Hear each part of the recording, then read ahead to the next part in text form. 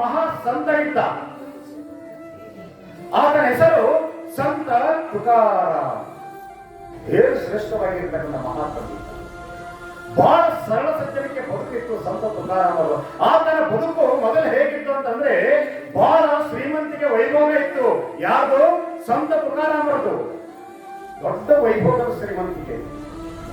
ಯಾವಾಗ ಬದುಕಿನೊಳಗಡೆಗೆ ಆತ ಜಿಗುಪ್ಸೆಯನ್ನು ಹೊಂದುತ್ತಾನೋ, ಈ ಶ್ರೀಮಂತಿಗಳೊಳಗೆ ಏನಿಲ್ಲ, ಈ ವೈಭವದಾಗ ಏನಿಲ್ಲ, ಈ ಹಾಕ್ತಕ್ಕಂಥ ಬಟ್ಟೆ ಒಳಗೆ ಏನಿಲ್ಲ, ಎದರೊಳಗೈತಿ ಎಲ್ಲವೂ ಕೂಡ ಅಂತರಂಗದ ಭಾವದ ಭಕ್ತಿ ಒಳಗಡೆ ಹಂಗಂತೆ ಬದುಕಿದ್ದ ಸಂತ ತುಕಾರಾಮ್. ಸಂತ ತುಕಾರಾಮ ಎಷ್ಟು ಬಡತನ ಇತ್ತು ಸಂತ ತುಕಾರಾಮಂದು ಅಂತಂದ್ರೆ, ಮನ್ಯಾಗ ಮಾಡಿಕೊಂಡಿರ್ತಕ್ಕಂಥ ಹೆಂಡತಿಗೆ ಒಂದು ಸೀರೆಯನ್ನು ಹೊರತುಪಡಿಸಿ ಮತ್ತೊಂದು ಸೀರೆ ಕೊಡಿಸ್ಲಾಕ ಆಗದಷ್ಟು ಬಡತನ ಯಾರಿಗಿತ್ತು? ಸಂತ ತುಕಾರಾಮನಿಗೆ. ಹೆಂಡತಿ ದಿನಾ ಗಂಡನ ಕೇಳ್ತಿದ್ಲು, ಏನಂತ? ರೀ ತುಕಾರಾಮ್ರ, ಒಂದು ದಿವಸ ಹೆಂಡತಿ ತಂದ್ರಿ, ಒಂದು ದಿವಸ ಮಣಿ ಅಂತಂದ್ರಿ, ಒಂದು ದಿವಸ ಮಕ್ಕಳಂತಂದ್ರಿ, ಒಂದು ದಿವಸ ತಂದು ಹಾಕೋದು ಕಲೀರಿ ಅಂತಂದು. ಯಾರು? ಸಂತ ತುಕಾರಾಮನ ಹೆಂಡತಿ ತಾಯಿ ಮಹಾಸಂತೆ ಆತಳೆ ಜೀಜಾಬಾಯಿ. ಆ ಹೆಣ್ಣು ಮಕ್ಕಳ ಬದುಕೈತಲ್ಲಿ ಬಹಳ ಅದ್ಭುತವಾಗಿರ್ತಕ್ಕಂಥ ಬದುಕು ಅಂತ.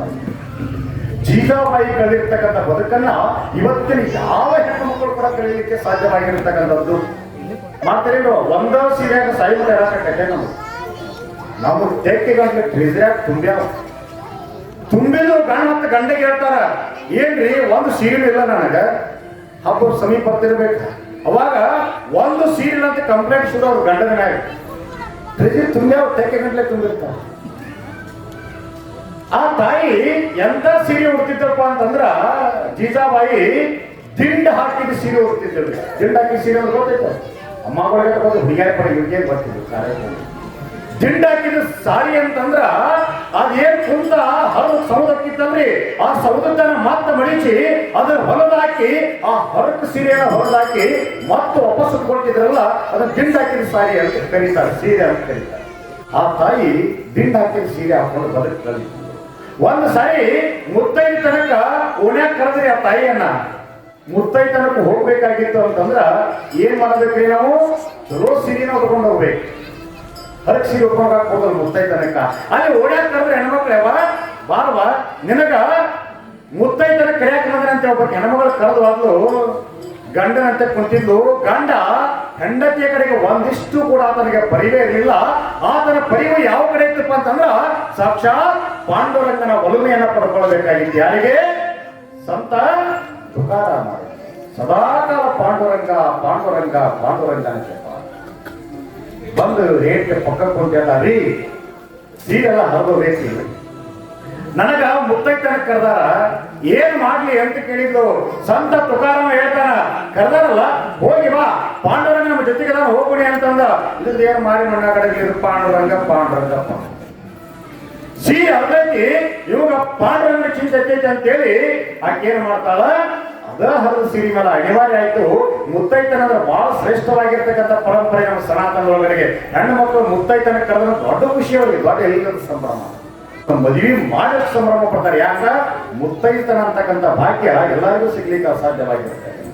ಅದು ತಾಯಂದ್ರಿಗೆ ಮಾತ್ರ, ಹೆಣ್ಣು ಮಕ್ಕಳಿಗೆ ಮಾತ್ರ ಮೀಸಲಾಗಿರ್ತಕ್ಕಂಥ ಸೌಭಾಗ್ಯತನ. ಆ ತಾಯಿ ಹರಿದ ದಿಂಡ ಹಾಕಿ ಸೀರೆ ಉಟ್ಕೊಂಡು ಹೋಗ್ತಾಳ. ಎಲ್ಲ ಹೆಣ್ಣು ಮಕ್ಕಳು ಮುತ್ತೈತನ ಕುಂತಿದ್ರು, ನಡಕ್ ಸ್ವಲ್ಪ ಜಗ ಬಿಟ್ಟಿದ್ರು. ಆ ತಾಯಿ ಹೋಗಿ ಏನ್ ಮಾಡ್ತಾಳಪ್ಪ, ಜೀಜಾಬಾಯಿ ಮಧ್ಯದಾಗ ಕುಳಿತುಕೊಂಡ. ಯಾವಾಗ ಆ ತಾಯಿ ಮಧ್ಯದಾಗ ಕುಳಿತುಕೊಂಡು ಮಕ್ಕಳು ಕುಂತ ಅಮ್ಮಗಳು ಚಿಗಗಳು ಸುಮ್ಮನಿರುದಿಲ್ರಿ, ಅವ್ರು ಹಗರಗೆ ಸೀರೆ ಕಡೆಗೆ ಕಾಲು ಬಿಡ್ತಾವ. ಮಕ್ಕಳು ಕುಂತ ಕೇಳ್ತಾಳ, ಏನ್ ನೋಡ ಸೀರೆ ಅಂತ ಉಟ್ಕೊಂಡು ಬಂದಾಳ. ಆಚೆ ಕಡೆ ಒಂದಿಬ್ರು ಮೂರು ಮಂದಿ ಕುಂತಿದ್ರಿ, ನೋಡಲ್ಲಿ ಸೀರೆ ಅಂತ ಉಟ್ಕೊಂಡು ಬಂದಾಳ. ಮಕ್ಕಳಿಗೆ ಕೊಡಕ್ಕೆ ಅಮ್ಮ ಸ್ವಲ್ಪ ಕುದುರಲಿಕ್ಕೆ ಆಕೆ ಎದ್ದಾಕಿನ ಯವ್ವ ಈ ಸೀರೆ ಎಷ್ಟು ಬೆಲೆ ಐತಿ ವೈದ್ಯಕಂತ ಇಲ್ಲ, ಇದಕ್ಕ ರೊಕ್ಕ ಎತ್ತವ. ಅವಾಗ ಆಯ್ಕೆ ಅಂದು ಏನು ವೈದ್ಯ ಹರಿದ ಸೀರೆ ಐತಿ, ಇದು ದಿಂಡ ಹಾಕಿದ ಸೀರೆ ಐತಿ, ನನ್ನ ಗಂಡ ಏನು ದುಡಿಯಾವಲ್ಲ ದುಃಖ ಪಡ್ಯಾವಲ್ಲ, ಏನ್ ಮಾಡುವ ಒಂದೋ ಸೀರೆ ನಾನು. ಆಕೆ ಹುಚ್ಚ ಏನೈತಿ ಜೀಜಾಬಾಯಿನೇನು, ನಿನ್ನ ಸೀರೆ ರೇಷ್ಮೆ ಬಂಗಾರ ಸೀರೆ ಐತಿ, ಪಿತಾಂಬರಿ ಸೀರೆ ಐತಿ, ಹುಚ್ಚಿಗೆ ಜೊತೆನೇನು ಇಂಥ ಸೀರೆ ಉಟ್ಕೊಂಡು ಬಂದೀನಿ ಯಾರು ಮಕ್ಕಳು ಕುಂತಣ್ಣ ಮಗಳು ಆಕೆ ಗಾವ್ಯಾದ್ರು ಯಾರು ತಾಯಿ ಜೀಜಾಬಾಯಿ ಹಿಂಗ್ಯಾಕೆ ಹೇಳ್ತೀವಿ ಇದು ದಿಂಡಾಕಿದ ಸೀರೆ ಐತಿವಾ ಹರದ ಸೀರೆ ಐತಿ ಇಲ್ಲ ಜೀಜಾಬಾಯಿ ನೀನು ಪಿತಾಂಬರಿ ಸೀರೆ ಹುಟ್ಟಿವ ಆಕೆ ಅಂದ್ರು ಇದು ತಡಿಗಿರಿ ಕತ್ತೈತೆ ಮಕ್ಕಳು ಕುಂತದಕ್ಕೆ ಆಯ್ತಂತೇಳಿ ಮುತ್ತೈತನ ಮುಗೀತು ಗಂಡನಂತೆ ಕೋದಲ್ರಿ ಗಂಡ ಕುಂತಿದ ಕಟ್ಟಿಗೆ ಅವನ ನಾಮಸ್ಮರಣೆ ಪಾಂಡುರಂಗ ಹೊಕ್ಕಳ ಹೆಂಡತಿ ಪಡಿಬಲ್ಲ ಏನಿನ ತುಕ್ಯ ಗಂಡ ಬೈತಾರ ನಾ ಬೈದಲ್ಲ ಚರಿತ್ರವಾಗಿ ತುಕ್ಯ ಏನ್ ಹುಚ್ಚದಿವ ಮಾರಾಯ ಇವತ್ತನಲ್ಲಿ ಹೋಗಿದ್ದ ಮುತ್ತೈತನಕ್ಕೆ ಹೋದಾಗ ಏನಾಯ್ತಪ್ಪ ಅಂತಂದ್ರ ನನ್ನ ಸೀರೆ ನೋಡಿ ಆಡ್ಕೊಳಕತ್ತಿದ್ರಿ ಹೆಣ್ಮಕ್ಳು ನೋಡು ನಿನ್ನ ಸೀರೆ ಪಿತಾಂಬರದ ಐತಿ ಅಂತ ಅನ್ನಕತ್ತ ಹುಚ್ಚಿ ನೀನು ದಿಂಡಾಕಿದ ಸೀರೆ ಐತೆ ಅಂತ ನೀ ಅನ್ಕೊಳಕತ್ತಿ ಆದರೆ ನೀನೇನು ಮುತ್ತೈತನಕ್ಕೆ ಹೋಗಿದ್ದಲ್ಲ ಅವ್ರ ಮನೆ ಬಾಗಲಕ್ಕೆ ಹೋಗೋದ್ರಾಗ ನೀನು ಹರಿದಿರ್ತಕ್ಕಂಥ ದಿಂಡ ಹಾಕಿದ ಸೀರೆ ಏನಾಗಿತ್ತಪ್ಪ ಅಂತಂದ್ರ ಪಿತಾಂಬರಿ ಆಗಿತ್ತು ಅದು ಜಗತ್ತಿನ ಕಣ್ಣಿಗೆ ಪಿತಾಂಬರಿ ಕಾಣ್ತಿತ್ತು ನಿನ್ನ ಕಣ್ಣಿಗೆ ಅದು ದಿಂಡ ಹಾಕಿದ ಹರಿದ ಸೀರೆ ಕಾಣ್ತಿತ್ತು ಇದು ಯಾರ ಮಹಿಮೆ ಸಾಕ್ಷಾತ್ ಪಾಂಡುರಂಗನ ಮಹಿಮೆ ಪಾಂಡುರಂಗನ ಮಹಿಮೆ ಸಂತ ತುಕಾರಾಮ ಬಹಳ ಶ್ರೇಷ್ಠವಾಗಿರ್ತಕ್ಕಂಥ ವ್ಯಕ್ತಿತ್ವ ಒಂದು ಸಾರಿ ಮಗ ಆಟ ಆಡ್ಕೊಂಡು ಹೆಂಗ್ ಮಕ್ಕಳು ಆಡಕತ್ತವ್ರಿ ಪ್ರೇಮ ಭಾವದಿಂದ ಆಟ ಆಡಕತ್ತಿದ್ದು ಆಟ ಆಡ್ಬೇಕಾದ್ರ ಆ ಹುಡುಗರೊಳಗ ಶ್ರೀಮಂತ ಹುಡುಗರು ಇದ್ದಿರೋ ಒಂದ್ 2-3 ಅವ್ 3 ಹುಡುಗರು ಆಟದ ಮಧ್ಯದಾಗ ಅವ್ರವ್ ಕರೀತಾಳ ಹುಸೆ ಬಾರ ಇಲ್ಲಿ ಹಾಲು ಕುಡಿ ಬಾ ಅಂತ ಕರೀದ್ರು ಆ ತಾಯಿ ಯಾರು ಶ್ರೀಮಂತ ತಾಯಿ ಕರೆದು ಶ್ರೀಮಂತ ಮಗ ಓಡಿ ಬಾದ ಕಡು ಬಡತನ ಹೊಂದಿರ್ತಕ್ಕಂಥ ಸಂತ ತುಕಾರನ ಮಗ ಅಲ್ಲೇ ನೋಡ್ಕೋ ಅಂತ ನಿಂತ ಯಾಕ ಇವ್ರ ಮನ್ಯಾಗ ಹಾಲ ಇಲ್ಲ ಬಡತನ ಅವ ಹಾಲು ಕುಡಿಯಕಂತ ಹೇಳುವಾಗ ಇದಕ್ ಮಗುವಿಗೆ ಏನ್ ಗೊತ್ತು ಇದು ಪಾಪ ಹೊಡ್ಕೊಂತ ಹೋಗಿದ್ದಾನ ಅವನ ಕೋಲ್ ಹಿಡ್ಕೊಂಡು ಸೀರಿ ಸೆರಗಿ ಮೇಲೆ ಬಿದ್ದು ಯಾವೇ ನನಗೂ ಹಾಲು ಬೇಕು ಅಂತ ಕೇಳಿ ನನಗೂ ಹಾಲು ಬೇಕು ನನಗೂ ಹಾಲು ಕೊಡಿಸು ಅಂತ ಕೇಳಿ ತಾಯಿ ಒಡೋ ಅಂತ ಕಣ್ಣೀರ್ ಹಾಕ್ತಾಳ ಹನಿ ಬಿಡ್ಕೊಳ್ತಾಳ ಈ ಹುಚ್ಚ ಈ ತುಕ್ಯಾನ ಕಟ್ಕೊಂಡು ನನ್ನ ಬದುಕೆಲ್ಲ ಹಾಳಾಗೋಗೈತಿ ಒಂದು ದಿವ್ಸನೂ ಹೆಂಡತಿ ಅನ್ಲಿಲ್ಲ ಒಂದು ದಿವ್ಸನೂ ಮಗ ಅನ್ಲಿಲ್ಲ ಒಂದು ದಿವ್ಸನೂ ಸಂಸಾರದ ತಾಪತ್ರಯಕ್ಕೆ ಬರಲಿಲ್ಲ ಬರೀ ಪಾಂಡುರಂಗಂತನ ತಪ್ಪು ನನ್ನ ತುಕ್ಯಾನಲ್ಲ ಆ ಕರಿ ಇಟ್ಟಾರ ತಪ್ಪು ಅಂದಳಕ್ಕೆ ಮತ್ ನಾವ್ ಯಾಕಂತಿಲ್ಲ ಚರಿತ್ರದಾಗ ಐತಿ ಮಾತಾಡ್ತೀವಿ ಏನಪ್ಪ ವಿಠಲ ಬೈತೆ ಅಂತ ಅನ್ಬಾರ್ದು ಆ ತಾಯಿ ಬೈತಾಳ ಏನಂತ ಕರಿ ಇಟ್ಟ್ಯ ನಿನ್ನ ಸಂಬಂಧ ನನ್ನ ಗಂಡ ನನಗೆ ದುಡಿದು ಹಾಕಿಸ್ಲಿಕ್ಕೆ ಮರ್ತು ಬಿಟ್ಟಾನ ಅಂದಾಗ ಆ ಗುಡಿಯ ಕುಂತಿರ್ತಕ್ಕಂಥ ವಿಠಲ ನೋಡಿ ಕುಳುಕುಳುಗಳು ಅಂತ ನಗತಿದ್ದಂತ ಇದು ಪ್ರೇಮ ಭಕ್ತಿ ನಗತಿದ್ದಂತ ಕ್ಷಣ ಬೈತಲ್ಲ ಜೀಜಾಬಾಯಿ ನನಗಂತೇಳಿ ರುಕ್ಮಿಣಿ ವಿಠಲ ಹಾಕೊಂತ ನಗತಿದ್ರಂತ ಹಾಗೆ ಮಗು ಒಂದು ಹಾಲು ಕೇಳಿದಾಗ ತಾಯಿ ಕಣ್ಣೀರಾಗ್ತಾಳ ಇನ್ನು ಕೆಟ್ಟ ಬಡತನ ಮನ್ಯಾಗ ಮಜ್ಜಿಗಿಲ್ಲ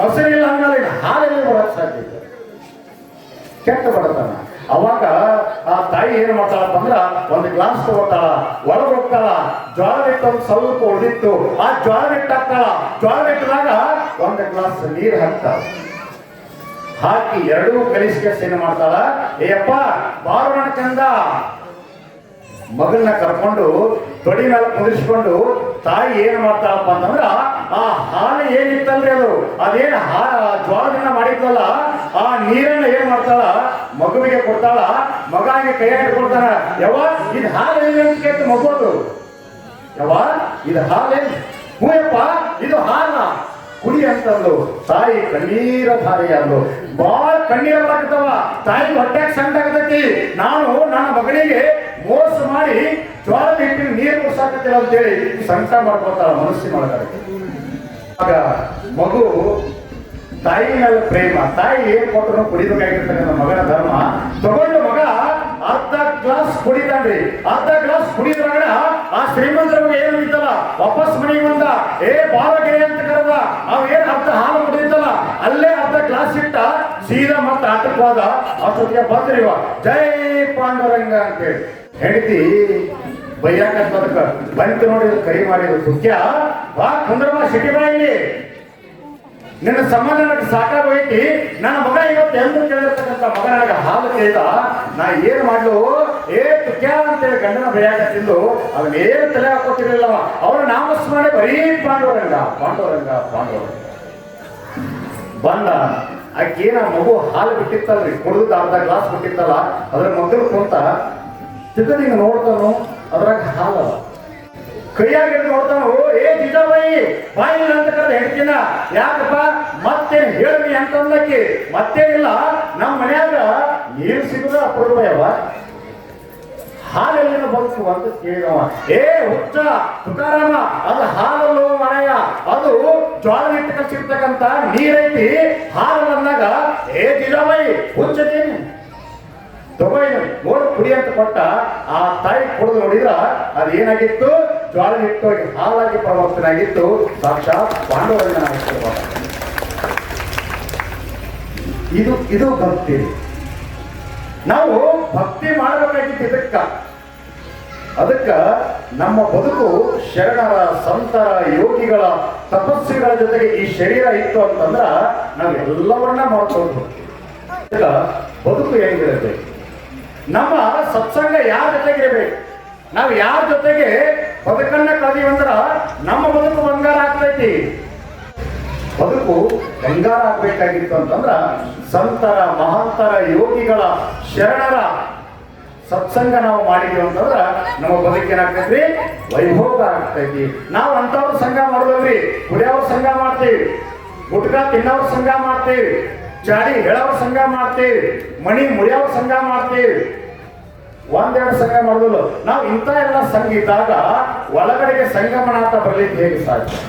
ಅಂತರಂಗದ ಒಳಗಡೆ ಇರ್ತಕ್ಕಂಥ ಸಂಗಮನಾಥ ಒಲಿಬೇಕಾಗಿತ್ತು ಅಂತಂದ್ರ ದೇವನಾಮ ಸ್ಮರಣೆ ಮಾಡಬೇಕು.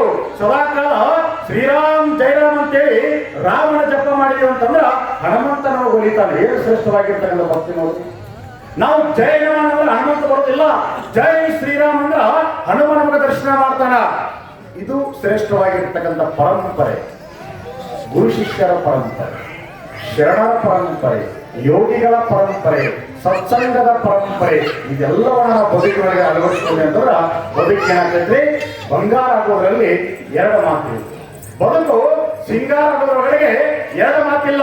ಬದುಕು ಬಹಳ ಚಂದ ಕಳೆಯಬೇಕಾಗಿತ್ತು ಅಂತಂದ್ರ ನಾವು ಏನ್ ಮಾಡಬೇಕು ಅಂತಂದ್ರ ಈ ಕಳೆದು ಹೋಗುವ, ಕೊಳೆತು ಹೋಗುವ ಈ ಶರೀರವನ್ನ, ಈ ಅಂತರಂಗದ ಆತ್ಮವನ್ನ ಯಾರಿವರೆಗೆ ಹಚ್ಚಬೇಕಪ್ಪ ಅಂತಂದ್ರ ದೇವರಿಗೆ ಹಚ್ಚಬೇಕು. ದೇವರಿಗೆ ಹತ್ತಿರ ಆಗಬೇಕು, ದೇವರ ನಾಮಸ್ಮರಣೆ ಮಾಡಬೇಕು. ಸದಾಕಾಲ ಓಂ ನಮಃ ಶಿವಾಯ ಮಂತ್ರವನ್ನ ನಾವು ಜಪ ಮಾಡಿದ್ದೇ ಆಗಿತ್ತು ಅಂತಂದ್ರ ನಮ್ಗೆ ಸಾಕ್ಷಾತ್ ಶಿವನೊಲುಮೆ ಸಿಗ್ತದೆ, ಶಿವನೊಲುಮೆ ಸಿಗ್ತದೆ. ಅದಕ್ಕಾಗಿ ಬದುಕು, ಮನಸ್ಸು, ಅಂತರಂಗ ಸ್ವಚ್ಛ ಇಟ್ಕೊಳ್ಬೇಕು. ನಾ ಅಂತಕ್ಕಂಥ ಅಹಂಕಾರ ಯಾರು ಬಿಡ್ತಾನಲ್ಲ ಆತನೇ ಸ್ವರ್ಗದ ಅಧಿಪತಿ ಆಗ್ತಾನ. ಈ ಮಾತನ್ನು ನೆನಪಿಟ್ಕೊಳ್ಳಿ. ಮನುಷ್ಯಾಗ ಏನ್ ಬೇಕಾದ್ರೂ ಬಿಡ್ಲಿಲ್ಲ ಅಂದ್ರೆ ಪರವಾಗಿಲ್ಲ, ನೀವು ವಚನಾಪತಿ ಹಾಕೋ, ವಡೀರಾಪತಿ ಹಾಕೋ, ದೊಡ್ಡ ಕಾರ್ಯಗತಿ ಅಡ್ಡಾಡು, ಬೈಕಲ್ ಅಡ್ಡಾಡ್ತಿ ಅಡ್ಡಾಡು, ದೊಡ್ಡ ಆಸ್ತಿ ಮಾರ್ತಿಯ ಮಾಡು, ಒಳಗಡೆ ಇರ್ತಕ್ಕಂಥ ನಾನು ಅಂತಕ್ಕಂಥ ಆ ಎರಡು ಪದ ಹೋಗ್ಲಿಲ್ಲ ಅಂತಂದ್ರ ಈಗ ಏನ್ ಗಳಿಸಲ್ಲ, ಎಲ್ಲವೂ ಕೂಡ ಸೊನ್ನೆ. ಬದುಕು ಹೇಗಿರ್ಬೇಕಂತ ಒಬ್ಬ ಕವಿ ಬರೀತಾನ. ಮಂದಿ ಕೊಂದದ್ದನ್ನ ತಿಂದು ಬದುಕಲನ್ನದು ಹುಲಿಯು, ತಿಂದುಳಿದ ಎಂಜಲನ್ನ ತಿನ್ನುವುದು ಹಂದಿಯು, ಬದುಕಿದರೆ ಬದುಕೊಂದು ದಿನ ಹೆಬ್ಬುಲಿಯಂತೆ ಹಂದಿಯಾಗಬೇಡ ಬರಡ ಸಿದ್ಧ ಅಂತ ಬರೀತಾರೆ. ಅದಕ್ಕೆ ಹೆಂಗಿರಬೇಕ್ರಿ, ಮಂದಿ ಕೊಂದದ್ದು ತಿನ್ನೋದಲ್ಲ, ನಾವೇ ಸ್ವತಃ ಬೇಟೆಯಾಡಿ ಮಾಡಬೇಕು. ಅಂದ್ರ ಬೇಟೆ ಅಂದ್ರ ನಮ್ಮ ಈ ಶರೀರ, ಕಾಯಂತಕ್ಕಂಥ ಶರೀರವನ್ನ ದಂಡಿಸಬೇಕ್ರಿ. ದಂಡಿಸಿದಾಗ ಮಾತ್ರ ಬಸವಣ್ಣನವರು, ಬಸವಾದಿ ಪ್ರಮತರು ಹಾಕಿಕೊಟ್ಟಿರ್ತಕ್ಕಂಥ ಆಶಯ ಕಾಯಕವೇ ಕೈಲಾಸ. ಕಾಯ ಶರೀರ ಕಾಯಕ ಮಾಡ್ತಕ್ಕಂಥ ಕೆಲಸ ಕೈಲಾಸ, ಪರಮಾತ್ಮನ ಸನ್ನಿಧಿ, ಅದುವೇ ಕಾಯಕವೇ ಕೈಲಾಸ ಅಂತ ಶರಣರು ಹೇಳಿದ್ರು. ಅಂಥ ಬದುಕು ನಮ್ದೆಲ್ಲ ಆಗ್ಬೇಕು ಅಂತಕ್ಕಂಥ ಆಶಯದೊಂದಿಗೆ ಎಲ್ಲ